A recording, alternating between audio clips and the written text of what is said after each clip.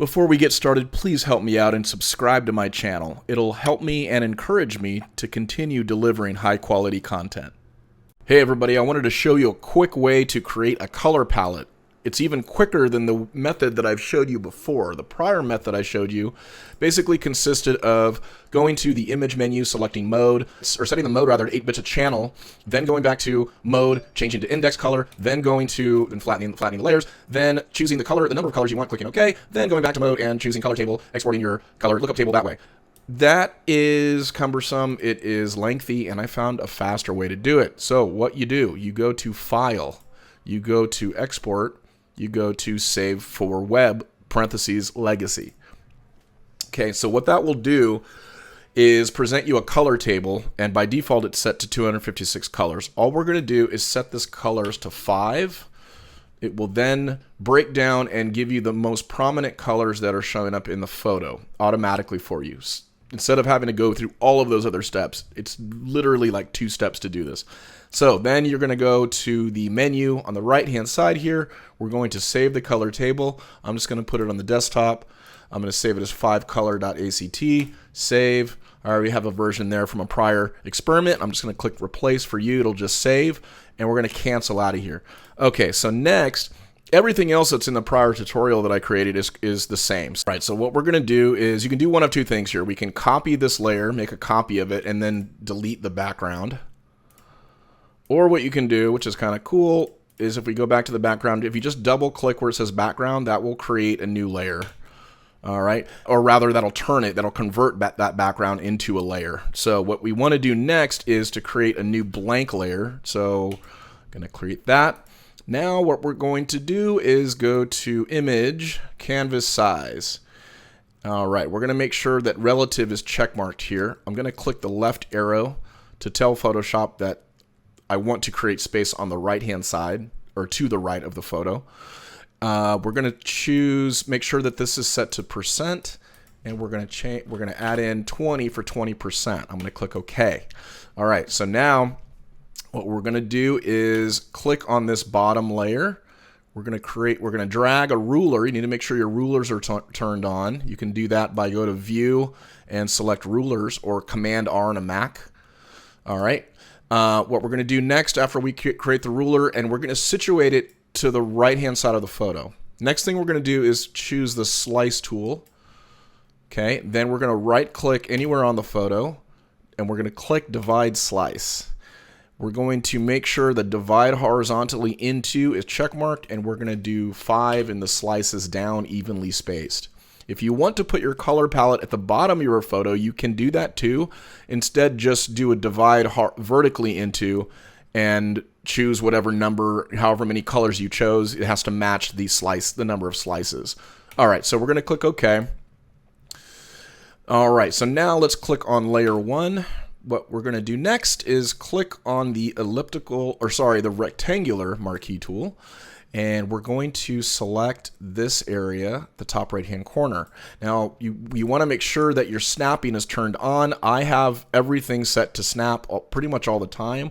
Sometimes it becomes a nuisance and I have to turn it off, but just make sure that it's set to snap to guides, layers, and slices.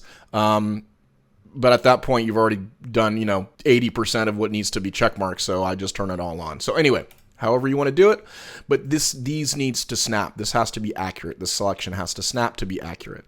So we're going to do that again. All right, now, so I have to load the swatches, or the swatch that I exported, that color lookup table. So we're going to click on this. We're going to click on swatches, actually. We're going to click on the swatch menu. We're going to select import swatches, and we're going to choose the color lookup table file that we saved earlier. So I'm going to click on that and click open. And now we have the 5 color lookup table, those 5 swatches that I saved earlier when we did save to web. So I'm going to click use the eyedropper. It automatically converts. The cursor will automatically convert to an eyedropper. I'm going to select that first color.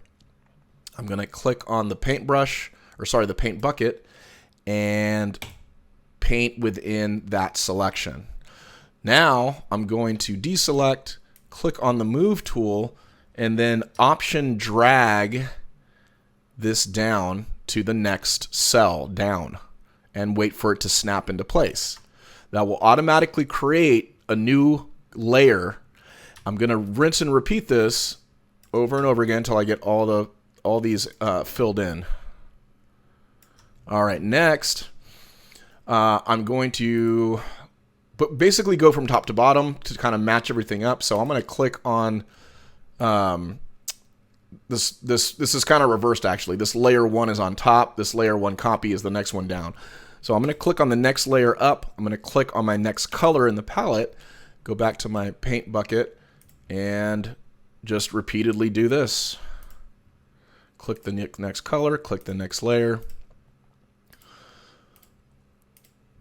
Okay, and there you have it. Now what's nice about the color palette or doing this in the first place, you might be wondering, why are you doing this in the first place? There's a couple reasons. The main reason, or at least what I found value from it is, or how I found value was, I've always thought that I shot in an analogous color harmony. If you get into color theory, there's a few different color harmony rules.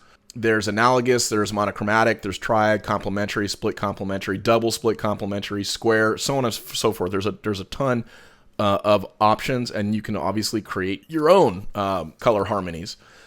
A good resource is color.adobe.com if you kind of want to get started with that. But I've always kind of known that I like to shoot in an analogous color harmony.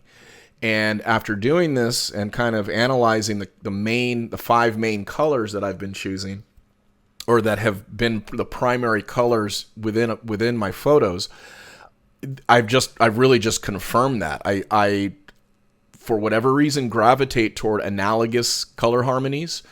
So it's been kind of cool to kind of see that happen. It's something I've naturally done, and again, doing this color palette proves it. It proves what I thought. There are times when I do complementary colors, but most of my compositions, especially if you've seen like my gel photography, very analogous and sometimes even monochromatic in nature. So anyway, guys, I hope that's helpful, and I hope you can use this to kind of maybe analyze. And the other reason I do that is for the benefit of my viewers, like people on IG who are curious about the colors, the main colors that are coming out. And for other people that are into color theory, I think it's kind of neat to see color palettes like this pulled from, but also, you know, stacked on to photos, so you can immediately see what's going on color-wise. All right, guys. Well, thanks again. I hope this helps, and I'll see you later. Bye.